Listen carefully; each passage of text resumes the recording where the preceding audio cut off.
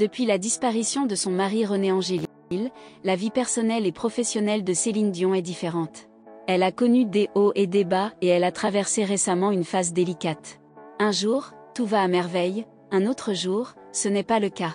Pendant presque 4 ans, on peut affirmer que les baisses ont été plus nombreuses que les hausses. Après la disparition de son époux, c'est sa mère qui a été obligée de faire ses adieux. Comme si tout cela ne devait pas suffire, la jeune femme a été confrontée à la situation tragique du Liban à la suite de cette double catastrophe. Ce pays ravagé lui fait penser à son époux natif du Liban. Si le quotidien est plus difficile, sa reprise des activités professionnelles à la scène lui apportera certainement un grand bienfait.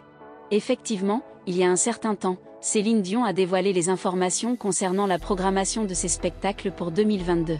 Céline Dion n'est pas surhumaine. C'est du moins ce qu'elle dit dans Superwoman, sa nouvelle chanson. Ses réseaux sociaux tournent à plein régime depuis des mois avec des images d'archives et des anniversaires à célébrer. Un moyen de garder le contact avec des fans inquiets de ne plus la voir.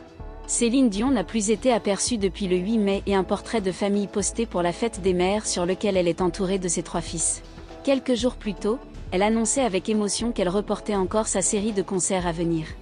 « Ma guérison prend beaucoup plus de temps que je l'espérais », affirmait-elle, la gorge nouée. Depuis plusieurs mois, Céline Dion se bat contre des problèmes de santé qui l'empêchent de se produire sur scène. Des spasmes incompatibles avec l'énergie qui lui est demandée à chacune de ses prestations. Sa nouvelle résidence à Las Vegas, qui devait débuter à l'automne 2022, est la première à avoir été chamboulée. Sera-t-elle la première à reprendre dans les prochaines semaines? Le groupe de fans The Redhead en est persuadé. Toujours très bien informé, le collectif avance que Céline Dion aurait repris les préparatifs en vue du spectacle.